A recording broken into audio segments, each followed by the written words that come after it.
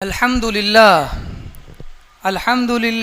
الذي وحده والصلاة والسلام على من لا نبي بعده وعلى آله وصحبه الموفين وعده أما بعد فأعوذ بالله من الشيطان الرجيم بسم الله الرحمن الرحيم لقد جاءكم رسول من أنفسكم عزيز عليه ما عنتم حريص عليكم بالمؤمنين رؤوف رحيم صدق الله المولانا العظيم وصدق رسوله النبي الأمين الحنين العطوف الكريم۔ آئیے کچھ عرض و معروف سے پیشتر بارگاہ بے کس پناہ میں درود پاک کا نذرانہ پیش کریں اور پڑھیں بآواز بلند اللہم صلی علی سیدنا و مولانا محمد وعلی آل سیدنا و مولانا محمد بارک وسلم صلاۃ و سلاما علیک یا رسول اللہ صلی اللہ تعالی علیہ وسلم۔ آج کے اس خطاب کا موضوع بھی تقریباً وہی ہے جو پچھلے جمعہ کو ہوا، اور جیسا کہ میں نے بتایا کہ ربیع النور ربیع الاول کا مہینہ ہے، لہٰذا ہم اس میں حضور محمد مصطفیٰ صلی اللہ علیہ وآلہ وسلم کی باتیں کریں گے، ان کی یادوں کو اپنے قلوب و اذہان میں تازہ کریں گے۔ اسی لیے میں دوبارہ اسی موضوع کو آگے بڑھانے کے لیے حاضر ہوا ہوں۔ موضوع وہی ہے کہ کس طرح نبی پاک صلی اللہ علیہ وسلم امت مسلمہ پر، اپنی امت پر احسان فرماتے تھے۔ ہمارے لیے دنیا میں کوئی اگر محسن ہے اس کائنات گیتی پر تو وہ نبی پاک صلی اللہ علیہ وسلم کی ذات ہے۔ احسان کئی طرح کے ہوتے ہیں۔ احسان یہ بھی ہوتا ہے کہ آپ کسی کو جہالت کے اندھیرے سے نکال لائیں۔ احسان یہ بھی ہوتا ہے کہ کسی بھوکے کو آپ کھانا کھلا دیں، اور احسان یہ بھی ہوتا ہے کہ کسی بے گھر کو آپ شیلٹر دے دیں، اس کے لیے پناہ دے دیں۔ احسان بہت طرح کے ہوتے ہیں۔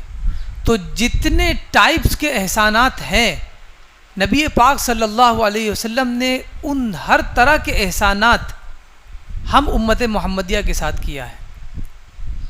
اب یہ الگ بات ہے کہ جب ہمیں اس چیز کا احساس ہو جائے تب ہمیں نبی پاک صلی اللہ علیہ وسلم کی قدر و قیمت سمجھ میں آئے گی۔ قدر و قیمت جاننے کے لیے کسی بھی شخص کی اور ذات کی پہلے اس کے احسانات کا جاننا ضروری ہے۔ جیسے کہ ہم اپنے والدین کی عزت اس لیے کرتے ہیں اپنے چچا سے زیادہ، کیونکہ والدین ہمارے لیے بہت کچھ کر چکے۔ سب سے پہلی چیز کہ انہوں نے ہمیں پیدا کیا، لیکن بنسبت ہمارے چچا کے وہ ہم سے بہت اونچے ہیں، اور وہیں چاچا جو ہے انہوں نے ہمارے لیے اتنا نہیں کیا جتنا ہمارے ماں باپ نے کیا۔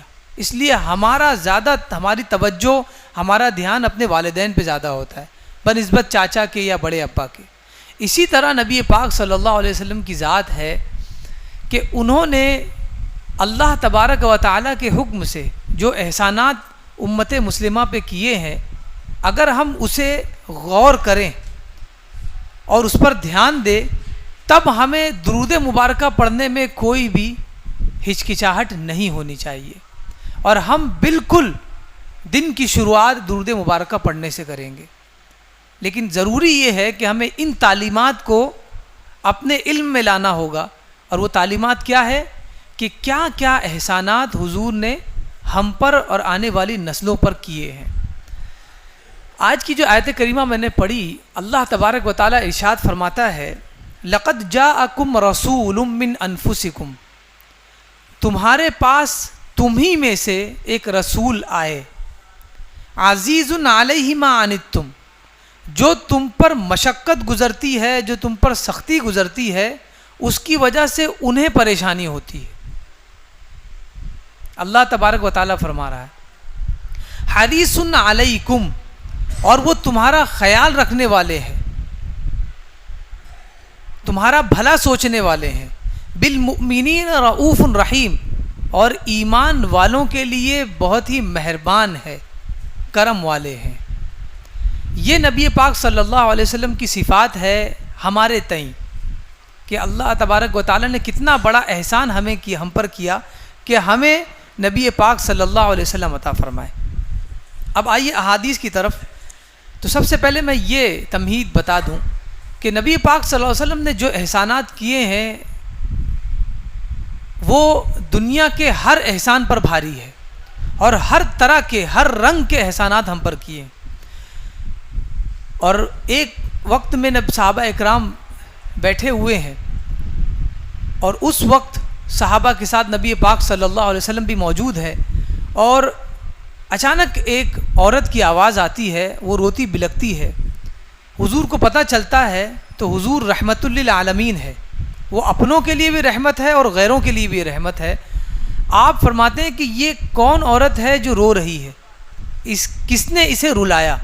صحابہ نے عرض کی یا رسول اللہ، جنگ میں جب جنگ ہوئی تھی کفاروں سے، مشرکین سے، تو اس میں یہ عورت بطور قیدی آئی ہے، یعنی یہ مسلمان نہیں ہے، قید ہو کر یہاں پر آئی ہے اور ہمارے قید خانے میں بند ہے۔ حضور نے فرمایا کہ اسے پوچھو کہ اسے کیا پرابلم ہے، اس سے پوچھو کہ اس کے کیا مسائل ہے، اگر کوئی مسائل ہے تو اس کو حل کرو، اس کی آنکھ سے آنسو نہیں بہنا چاہیے، بالخصوص میرے سامنے۔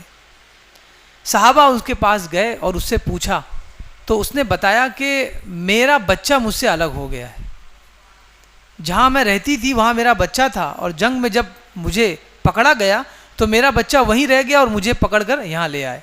یہ بات نبی پاک صلی اللہ علیہ وسلم تک جب پہنچی ہے تب حضور نے کیا حکم فرمایا وہ سنیے۔ حضور فرماتے ہیں من فرق بین والدۃ و ولدہا،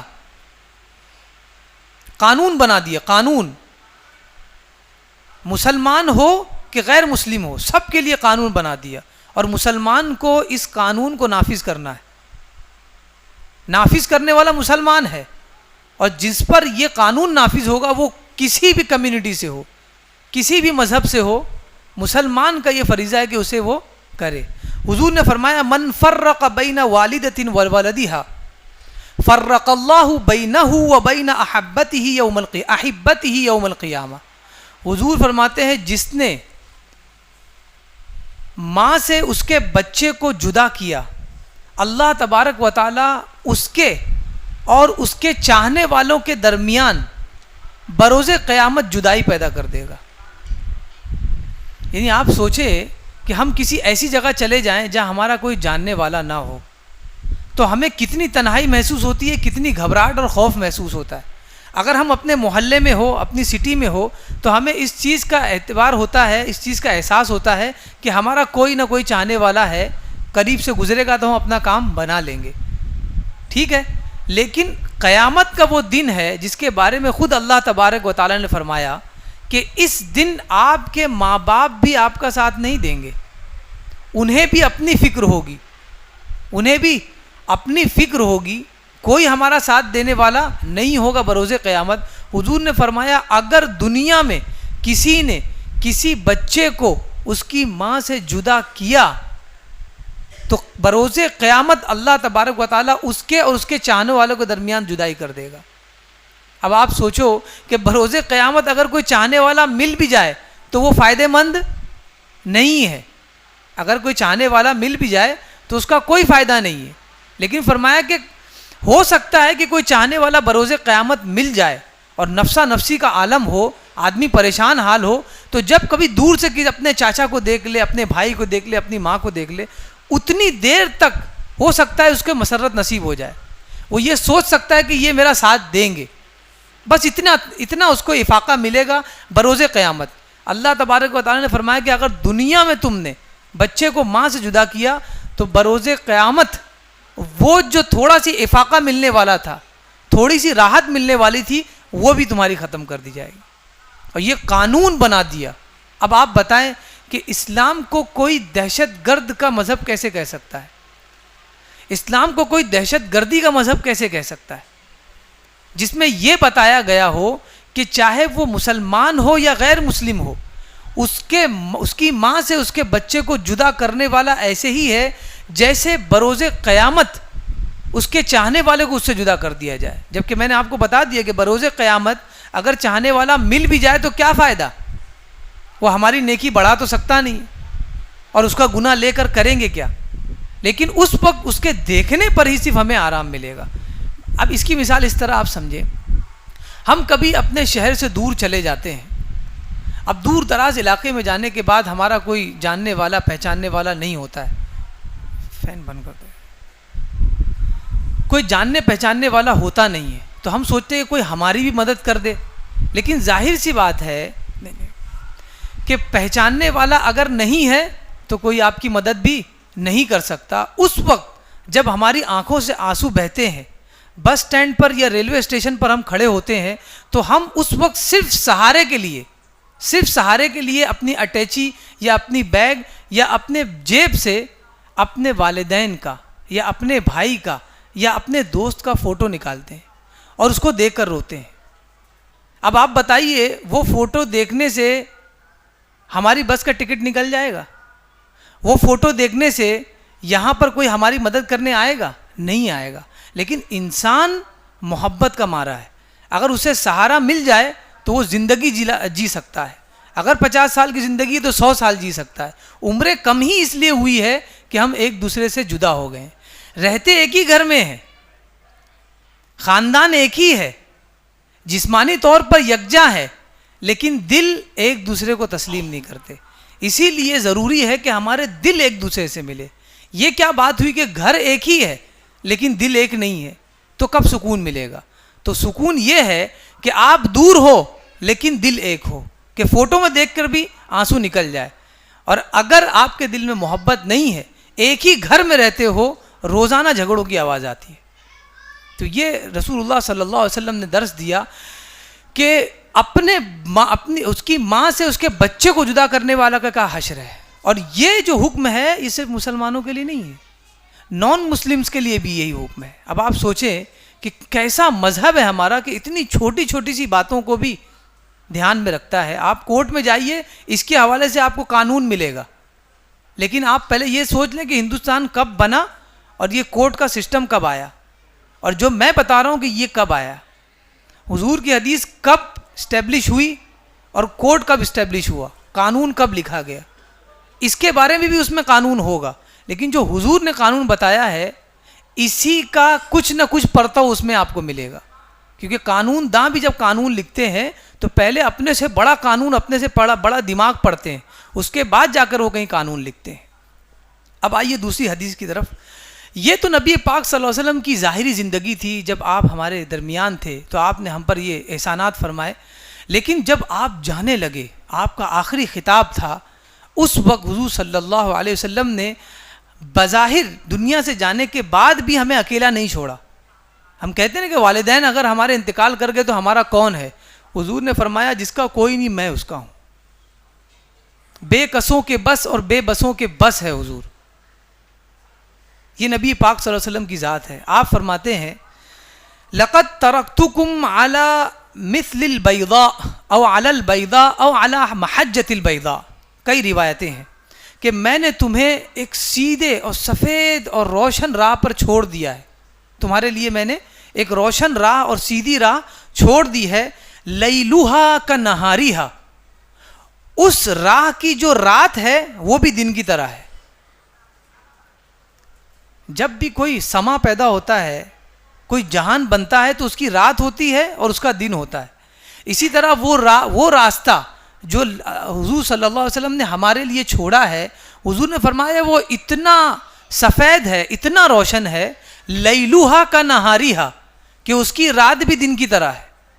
اور پھر آگے فرمایا لا یزیغ عنہا الا ہالک، اور اس راہ کو چھوڑنے والا وہی ہوگا جو ہلاک ہونے والا ہوگا، یعنی جس نے اس راہ کو چھوڑ دیا وہ ہلاک ہو جائے گا۔ ہلاکت سے مراد جان کا جانا نہیں ہے، کیونکہ ہمیں جان کی بہت پڑی ہوتی ہے، لیکن ہم میں سے بہت سے ایسے ہیں جو وہ مر چکے ہیں، ہلاک ہو چکے ہیں، بس جسمانی طور پر وہ چل رہے ہیں۔ ایمان کا چلا جانا، اسلام کے احکامات پر عمل کا ترک کر دینا، یہ ہلاکت ہے۔ اور ہم نے ہلاکت ایکسیڈنٹ کو سمجھ لیا ہے، ہم نے ہلاکت جو ہے قتل کو سمجھ لیا ہے، جبکہ ہلاکت یہ ہے کہ احکام اسلام کو پس پشت ڈال دینا۔ ورنہ آپ جا کر دیکھیں بڑی بڑی یونیورسٹی میں آپ کو یہ پڑھایا جائے گا کہ ہم اپنے پڑوسیوں کے حقوق کیسے ادا کریں. ہیومینٹی کیا ہے, انسانیت کیا ہے, سماجیات کیا ہے, اس کے بارے میں آپ کتابیں پڑھیں. 3 سال تک کا بیچلر کی ڈگری ملتی ہے اس کے بعد, 3 سال کے بعد, جبکہ وہی ساری چیزیں قرآن مجید میں موجود ہے. لیکن کیا ہم نے اسے دیکھا یا پڑھا؟ تو ہم وہ قوم ہے جو سب سے مالدار ہے. یہ جملہ میرا سن لیں آپ. ہم وہ قوم ہے جو سب سے مالدار ہے, اور ہم وہ قوم بھی ہے جو سب سے بڑی فقیر ہے. علم کے اعتبار سے آج کے دور میں وہی سب سے بڑا مالدار ہے جس کے پاس علم ہے. نالج از منی. آپ کے پاس علم ہے, آپ کے پاس پیسہ ہے. آپ کے پاس علم ہے, آپ کے پاس زندگی ہے. اور اسلام وہ مذہب ہے جس کے پاس علم کی انتہا نہیں ہے. ایسا علم ہے, ہر دور کے حساب سے اس کا علم اپڈیٹ ہوتا جاتا ہے. اور اللہ تبارک و تعالیٰ اپنے چاہنے والے علماء کو بھیجتا ہے, اور وہ اس علم کو اپڈیٹ کرتے جاتے ہیں, حدیث اور قرآن کو. لیکن ہم وہ قوم ہے, افسوس صد افسوس, کہ ہمارے پاس علم کا ذخیرہ ہے. یعنی اگر کوئی آدمی ایسا ہو جو اس دور میں بہت پڑھا لکھا ہو, ڈنکا بجتا ہو اس کے علم کا, اور وہ یہ چیز کا چیلنج کرتا ہو کہ مجھے بہت ساری نالج ہے, اس کے سامنے اگر قرآن رکھ دیا جائے جس زبان میں وہ سمجھ سکتا ہے, تو وہ خود حیرت میں پڑ جائے گا. اور پڑھ نہیں جائے گا بلکہ پڑھ چکے. امریکہ میں چلے جائیں, یورپ میں آپ چلے جائیں, حیرت کریں گے. جرمنی میں آپ چلے جائیں, ایسے لوگ ہیں جو بڑے بڑے علماء کی حیثیت سے لوگوں میں داعی و مبلغ کا کام کر رہے ہیں, کروڑوں لوگوں کو اسلام کی طرف بلا رہے ہیں. کیوں بلا رہے ہیں؟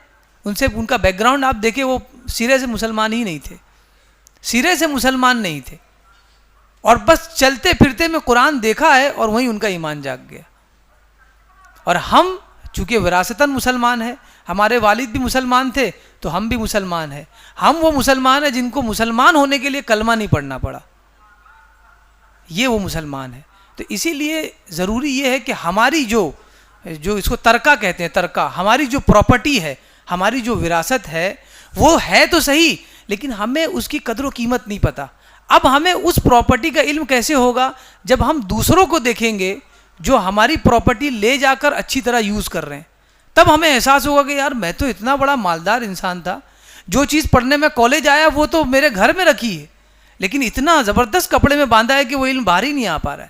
جزدان, اب تو پیٹی بھی نکل گئی ہے, اور اوپر چاندی کا تلائی بھی کر دی جاتی ہے کہ بالکل ہوا بھی نہ باہر آئے. یہ قرآن کا حال ہے. یعنی قرآن چھپ کر آزاد نہیں ہوتا, بلکہ جزدان اور پیٹی میں قید ہو جاتا ہے. تو جب ایک زمانہ تھا جب ہم لوگوں کے ذہن میں یہ چیزیں تھی کہ بچی کا جب نکاح ہوتا تو دہیج میں بہت ساری چیز دیتے, قرآن بھی دیتے تھے, آج بھی بہت سارے لوگ دیتے ہیں, لیکن پہلے جو دیتے تھے ان کا نظریہ کچھ اور تھا. آج جو دیتے ہیں ان کا نظریہ صرف یہ ہے کہ یہ ایک روایت ہے, ہمیں دینا چاہیے. تو ہم روایت کے خوگر ہو گئے ہیں, ہمیں روایت سے لینا دینا ہے. لوگ کیا کہیں گے, قرآن نہیں دے سکا, فلیٹ دے دیا, کرسی دے دی, ٹیبل دے دیا, فرنیچر دے دیا, لیکن قرآن نہیں دے سکا. لیکن لوگ یہ جانتے ہی نہیں کہ قرآن دیا کیوں جاتا ہے. قرآن تو سمجھنے کے لیے دیا جاتا تھا, لیکن قرآن ایک روایت بن گئی ہے, اسے کوئی سمجھنا چاہتا ہی نہیں ہے. کسی کا انتقال ہو گیا تو قرآن خوانی ہو جاتی ہے. تو لوگ اسی پہ بہت خوش ہوتے ہیں کہ مجھے قرآن پڑھنے آتا ہے. پوری دنیا ہم پر راج کر رہی ہے, اور پوری دنیا ہم سے زیادہ داد وصول کر رہی ہے صرف اس وجہ سے کہ وہ قرآن پڑھ کے سمجھتی بھی ہے. اور ہم یہ ہے کہ صرف قرآن پڑھنے پہ, اچھی ریڈنگ پر ہی خوش ہے. تو یہ ہمارا لیول ہے. اور کئی تو ایسے ہیں, افسوس صد افسوس, جنہیں قرآن پڑھنا تک نہیں آتا ہے, عمر کے آخری مرحلے میں ہے, لیکن انہیں قرآن صحیح سے پڑھنا نہیں آتا. تو ظاہر سی بات ہے, جب پڑھنا نہیں آئے گا تو سمجھیں گے کیسے؟ تو بغیر پڑھے سمجھا جا نہیں سکتا. اور اگر پڑھ لیا تو سمجھتے ہیں کہ اب آگے کرنے کی ضرورت ہی کیا ہے, ہم پڑھ لیتے ہیں, اس سے بڑا ہمارے خاندان میں کوئی پڑھ نہیں سکتا ہے. تو آپ اپنے لیے نہیں پڑھ رہے ہیں, اس کا مطلب یہ ہے کہ ہم اپنے خاندان کو دکھانے کے لیے پڑھ رہے ہیں. تو جس نیت سے ہم نیک عمل کرتے ہیں اسی نیت کا ثواب ملتا ہے. یہ نبی پاک صلی اللہ علیہ وسلم نے ہمارے لیے قرآن لایا, اور یہی قرآن محجۃ البیضاء ہے, سیدھی راہ, کہ اس سے اگر کوئی ہٹ گیا تو سمجھ لیں کہ صرف اور صرف اندھیرا ہے. اور یہی وہ راہ ہے کہ جس کی رات بھی دن ہے. قرآن یہی وہ راہ ہے جس کی رات بھی دن ہے. یوٹیوب پہ چلے جائیں, فیس بک پر چلے جائیں, آپ کو ایسے ایسے علماء ملیں گے جو قرآن کی تفسیریں بیان کر رہے ہیں, لیکن ہمارے پاس تھوڑا سی بھی وقت نہیں ہے کہ بیٹھ کے 10 منٹ روزانہ تفسیر سنیں. میرے خیال سے 2 سال کے اندر ہم پورا قرآن سمجھ سکتے ہیں.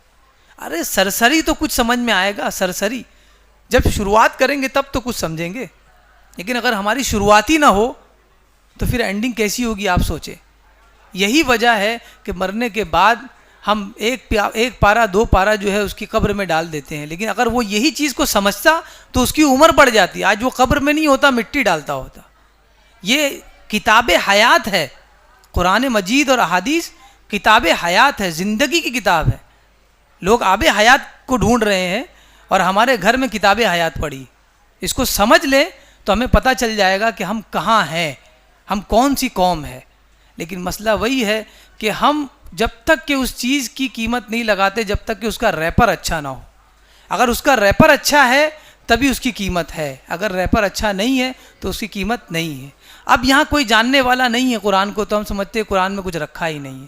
ارے بھائی جہاں جاننے والے وہاں جاؤ, وہاں جا کے علم حاصل کرو. اب آگے میں ایک حدیث سناؤں نبی پاک صلی اللہ علیہ وسلم کے احسانات اور ان کی محبت کے حوالے سے. بہت ہی عظیم حدیث ہے, بغور سے سنیں آپ. ان النبی صلی اللہ علیہ وسلم تلا قول اللہ عز وجل فی ابراہیم. نبی پاک صلی اللہ علیہ وسلم نے حضرت ابراہیم علیہ السلام کا جو قول قرآن مجید میں آیا اس کی تلاوت کی. حضرت ابراہیم ایک طرف ہے, دوسرے پھر حضرت عیسیٰ علیہ السلام. ان دونوں کا قول حضور پڑھ کر سناتے ہیں کہ یہ اپنی امت کے بارے میں کیا سوچتے تھے. اپنی امت کے بارے میں جو ان کی رسپانسبلٹی تھی, وہ کیا سوچتے تھے کہ میری امت کا کیا ہوگا اور کیا ان کے ساتھ نہیں ہونا چاہیے. حضور نے فرمایا, یہ آیت کریمہ پڑھی رب انہن اضللن کثیرا من الناس فمن تبعنی فانہ منی. حضرت ابراہیم فرماتے ہیں اپنی امت کے بارے میں اللہ سے, اے اللہ ان بتوں نے میری امت میں سے لوگوں میں سے کثیر تعداد میں لوگوں کو گمراہ کیا ہے. لوگ اس کی پوجا میں لگ گئے ہیں, گمراہ کیا ہے.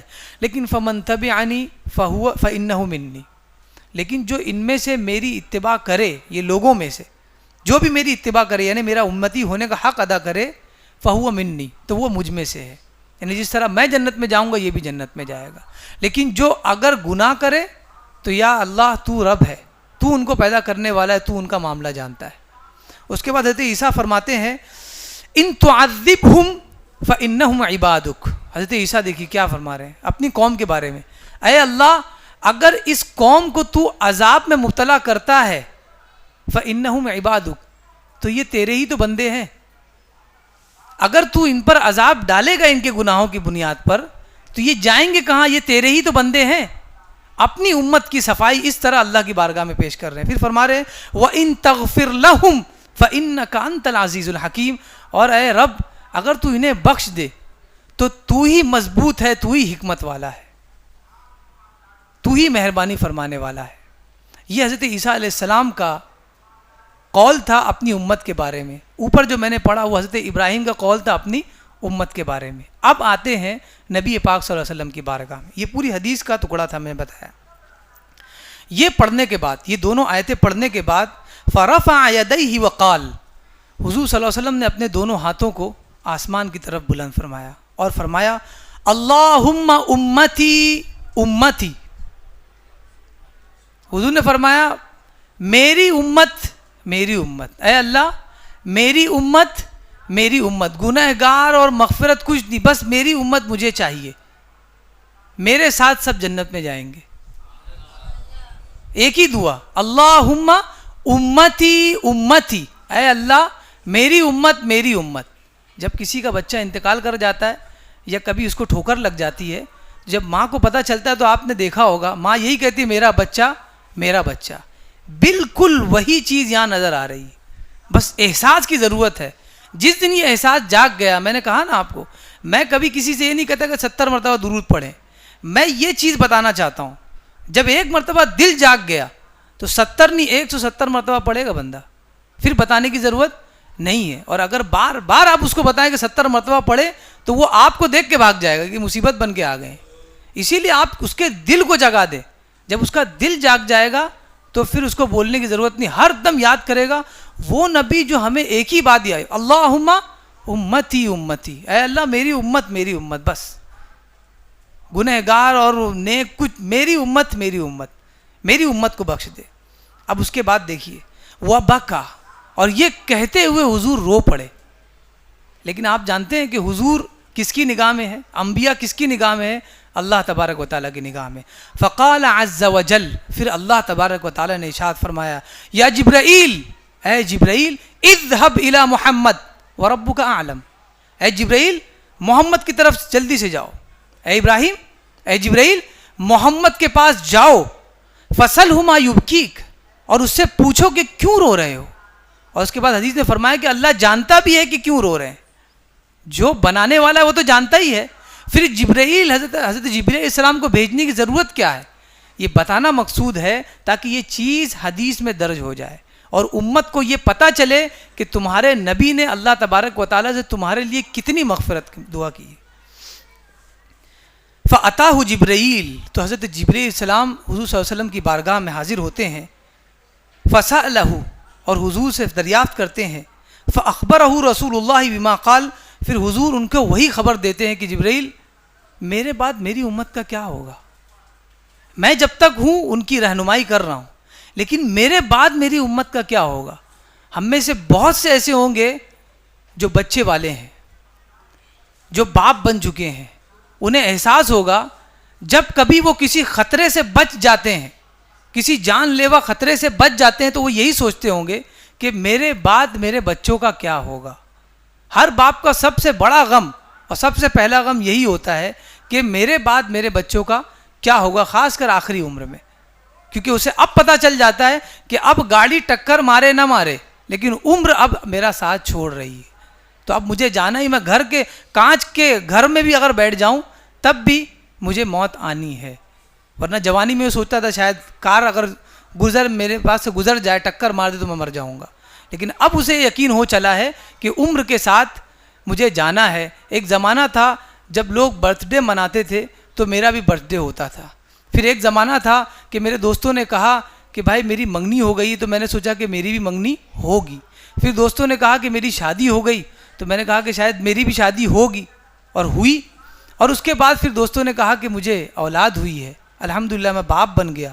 تو مجھے یہ بھی پتہ چلا کہ ہاں میں بھی کبھی باپ بنوں گا. جس طرح برتھ ڈے ہوئی، جس طرح منگنی ہوئی، جس طرح شادی ہوئی میرے دوستوں کی، اسی طرح میری بھی ہو جائے گی اور اسی طرح میرے بھی بچے ہو جائیں گے. تو یہی یقین انسان کو ہوتا ہے کہ جس طرح یہ سب ہوا، اسی طرح ایک دن خبر آتی کہ وہی تمہارا دوست آج 60 سے 70 سال کی عمر میں انتقال کر گیا. تب اس وقت وہ بولتا ہے کہ ہاں جس طرح اس کی برتھ ڈے ہوئی، جس طرح اس کی منگنی اور شادی ہوئی اور اب اس کا انتقال ہوا، اسی طرح مجھے بھی مرنا ہے. اور وہ احساس اس کے اندر پیدا ہوتا ہے. اور حضور صلی اللہ علیہ وسلم نے پھر بتایا کہ جبریل میرے بعد میری امت کا کیا ہوگا، ان کا کون خیال رکھے گا. فقال اللہ یا جبریل، پھر اللہ تبارک و تعالیٰ نے جبریل علیہ السلام سے فرمایا، اذهب الى محمد فقل، محمد کے پاس جاؤ اور کہہ دو. یہ جملہ یہ ہماری زندگی سنوارنے والا ہے. جو درود پڑھنے سے پہلے سوچتے ہیں کہ وقت ہے یا نہیں ہے، وہ جب یہ جملہ پڑھ لیں نا حدیث کا، تو درود مبارکہ پڑھنے کے لیے سوچا ہی نہیں جائے گا. بس گاڑی چلاتے ہوئے درود پڑھیں گے، جو کام ہم کرتے ہیں وہ کام کرتے ہوئے درود پڑھیں گے. اللہ نے فرمایا انا سنرضیک فی امتک ولا نسوک، اے محمد ہم تمہاری امت کے بارے میں، تمہاری امت کی فکر کے بارے میں تمہیں خوش کر دیں گے. تم اپنی امت کے بارے میں مت سوچو، تمہیں کبھی بھی ہم غمگین نہیں کریں گے، تمہاری امت کے بارے میں تمہیں خوش کر دیں گے. اور حضور کا کیا مطالبہ ہے؟ 25 کروڑ 80 کروڑ اور 100 کروڑ نہیں، امتی امتی، میری امت میری امت. من قال لا الہ الا اللہ دخل الجنہ، جو کلمہ پڑھ رہا ہے وہ سب کو لے کر جاؤں گا. یہ حضور صلی اللہ علیہ وسلم کی چاہ ہے اپنے امتیوں کے تحت. اب ایک آخری حدیث میں بیان کر کے گزر جاؤں گا، بہت ہی اہم ہے، بہت ہی اہم ہے. یہ میں نے بھی پہلی مرتبہ پڑھی حدیث، میری نگاہ سے بھی پہلی مرتبہ گزری. حضور فرماتے ہیں، یہ غور سے سننا، من قال جزا اللہ عنا محمدا ما هو اہلہ اتعب 70 کاتبا الف صباح. حضور خود فرما رہے ہیں اتنا احسانات کرنے کے بعد حضور کے ہم پر ہمارا کیا حق بنتا ہے؟ ہم ان کے احسان کو مانیں. اور کس طرح مانیں؟ ہم ان کا احسان منوائیں کہ بھائی حضور نے ہم پر بہت احسان کیا ہے. آج ہم اپنے والدین کی عزت کرتے ہیں، حضور کی دین ہے. ہم طہارت کرتے ہیں، طہارت سے رہتے ہیں، حضور کی دین ہے. ہم دین اسلام پر ہیں، یہ حضور کی دین ہے. ورنہ آج پتہ نہیں کہیں اندھیرے میں رہتے. ایک اونٹ، صرف ایک اونٹ کے لیے پورا گاؤں جھگڑا کرتا تھا اور قتل و غارت گری ہو جاتی تھی. ایک اونٹ کے لیے 100 لوگ مرتے تھے. حضور کے آنے کے بعد وہ ساری چیزیں ختم ہو گئی، صرف ایک اونٹ کے لیے. عورتوں کا کیا حال تھا آپ اچھی طرح سے جانتے ہیں. لڑکی پیدا ہوئی اسے زندہ دفنا دیا جاتا تھا. یہ حال تھا. حضور کے آنے کے بعد یہ ساری چیزیں ختم ہو گئی. سب کے حقوق حضور صلی اللہ علیہ وسلم نے بتایا کہ تمہارے یہ حق ہے، تمہارا یہ حق ہے، تمہارا حق. ہر ایک کو اس کے حق کو ادا کرنا ہے. یہ سب سے بڑا احسان ہے. ہمارے یہاں کیا ہے کہ احسان کے نام پہ ہم وہ چاہتے ہیں کہ جو چیز دکھتی ہو. آپ ہمیں مٹھائی دے دیں، یہ بہت بڑا احسان ہے. آپ ہمیں کپڑا دے دیں، بہت بڑا احسان ہے. آپ ہمیں پیسہ دے دیں، یہ بہت بڑا احسان ہے. ارے بھائی، آپ کے لیے کوئی کھڑا ہو جائے، آپ کی کوئی دل جوئی کر دے، آپ کو زندگی گزارنے کا کوئی طریقہ دے دے، اس سے بڑا کوئی احسان نہیں.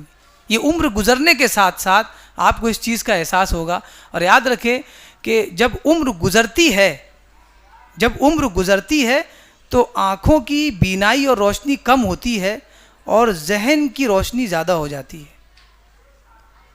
جب بینائی کم ہوتی ہے تو ذہن بہت روشن ہوتا ہے. یہی وجہ ہے کہ وہ چاچا جن کی آنکھیں دیکھ نہیں سکتی، لوگ ان کے پاس مشورہ کرنے آتے ہیں. وجہ یہ ہے کہ وہ جانتے ہیں کہ ان کی آنکھوں میں روشنی نہیں ہے، لیکن ان کے دماغ میں بہت روشنی ہے، کیونکہ انہوں نے دنیا بہت دیکھی ہے. یہ جزا ہے. نبی پاک صلی اللہ علیہ وسلم نے ہمارے لیے احسان کیا، اس کی جزا ہم کیا دیں گے؟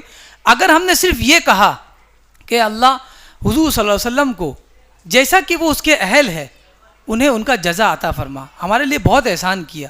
میرا بیٹا میرا فرما بردار ہے، وہ حضور کی وجہ سے. میں اپنے باپ کا فرما بردار تھا، وہ حضور کی وجہ سے. تو اے اللہ، حضور کو ان کے لائق اور ان کے مناسب جزا اور بدلہ عطا فرما. یہ جب ہم کہتے ہیں تو کیا ہوتا ہے، خود حضور فرما رہے ہیں. یہ اگر ہم نے صرف کہا کہ حضور کا احسان ہے کہ آج میرے گھر میں خوشحالی ہے، ان کے قانون پر گھر چل رہا ہے، یہ جب آپ کہتے ہیں تو کیا ہوتا ہے، حضور فرما رہے ہیں من قال، جس نے کہا جزا اللہ عنا محمدا ما هو اہل، اللہ تبارک و تعالی محمد مصطفیٰ صلی اللہ علیہ وسلم کو ان کے اہل کے اعتبار سے، یعنی جس کے وہ اہل ہے اس اعتبار سے جزا عطا فرمائے ہماری جانب سے. من قال، جس نے یہ کہا کہ اللہ تبارک و تعالی ہماری جانب سے نبی پاک صلی اللہ علیہ وسلم کو جیسا کہ وہ ان کے اہل ہے انہیں جزا اور بدلہ عطا فرمائے. کیا ہوتا ہے پتہ؟ یہ کہنے کے بعد کیا ہوتا ہے؟ اتعب 70 کاتبا، تو یہ کہنے کے بعد 70 لکھنے والے فرشتے، نیکیاں لکھنے والے فرشتے، 70 نیکیاں لکھنے والے فرشتے تھک جاتے ہیں. الف صبا، اور وہ لکھتے کب ہے؟ کب تک لکھتے ہیں؟ 1000 دن تک. 1000 دن تک وہ لکھتے ہیں. اور 70,000 فرشتے، 70 کا استغفر اللہ، 70 فرشتے کیا ہو جاتے ہیں؟ تھک جاتے ہیں یہ لکھتے ہوئے. یعنی آپ نے صرف یہ جزا کا بدلہ زبان سے ادا کیا، وہاں فرشتے لکھتے ہوئے تھک جاتے ہیں. آپ سوچیں، یہ حضور کی زبانی ہے. اور 1000 دن تک، یعنی 1000 صبح تک، 1000 صبح تک وہ لکھتے رہتے ہیں اس کی نیکی کو. اب آپ سوچیں، یہ تو صرف بدلہ ہے. اگر ہم درود مبارکہ پڑھیں تو کیا حال ہوگا، جس کے بارے میں خود اللہ نے حکم دیا ہے، ان اللہ و ملائکتہ یصلون علی النبی یا ایھا الذین آمنوا صلوا علیہ وسلموا تسلیما. اللہم صل علی سیدنا و مولانا محمد وعلی آل سیدنا و مولانا محمد بارک وسلم صلاۃ و سلاما علیک یا رسول اللہ صلی اللہ تعالی علیہ وسلم. اللہ تبارک